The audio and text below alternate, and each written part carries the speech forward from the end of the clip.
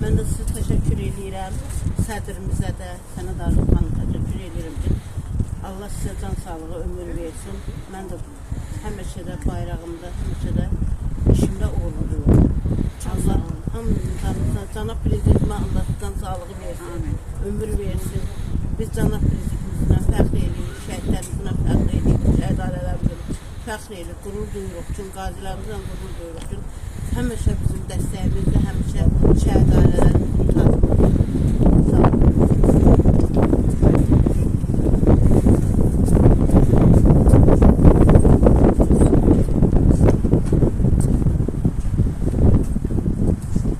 Zəfərlə fəxr edəcək. Bu gün üçün biz onlara borçluyuq. Şanlı ordumuza, silahlı qüvvələrimizə, şəhidlərimizə, qazi veteranlarımıza borçluyuq. Allah şəhidlərimizə rəhmət etsin.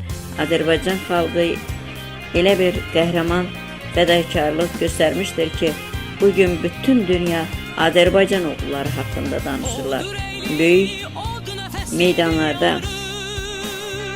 müharibələrdə şəhər və kəndlərimizi azad etdilər, qan tökdülər, şəhidlər verdik. Bütün Azərbaycan xalqı bir yumruq kimi birləşdi. Yaşasın bütün Azərbaycan xalqı. Bugün İnkişafa Dəstək 2023 İctimai Nəzarət Cəmiyyətinin İdarə Heyətinin üzvü, Xətai rayon təşkilatının sədri Edilova Arzu, eləcə də müavini qazi Cavahir Məmmədov ikinci Şəhidlər Xiyabanında şəhidlərimizin anım günündə iştirak etdilər. Anım gününə Müdafiə Naziri Zakir Həsənov iştirak edirdi. Şəhidlərimizin məzarına gül çiçək səpirdi. Milli qəhrəmanımız, generalımız Polad Həşimovun ailəsinə başsağlığı verdik. Milli qəhrəmanımız, ailə üzvlərimizin biri, nəslimizin dəyərli şəhidi Edilov Yılmarın məzarı ziyarət olundu. Dayısı oğlu qoşa uyduqları Fərhad Əskərov yad olundu. Ruhlarına dualar oxundu. Cavahir xanıma cəmiyyətimizin vəsiqəsi təqdim olundu.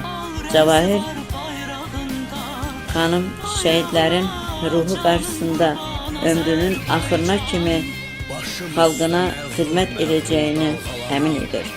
Yasamal rayon icra başçısı Elşad Həsənov ehsan süfrəsi açmışdır. Allah şəhidlərimizə rəhmət etsin. Şəhidlər Xiyabanını ziyarət etdikdən sonra şəhid Faiq Rızayevin ev muzeyində oldu. Vətən uğrunda döyüşdüyü fədakarlıq, qəhrəmanlıq yollarından döyüş yoldaşları və eləcə də anası Rüxsarə xanım gözləri dola-dola danışırdı. Allah şəhidlərimizə rəhmət etsin. Yaşasın Azərbaycan, yaşasın bütün Azərbaycan xalqı.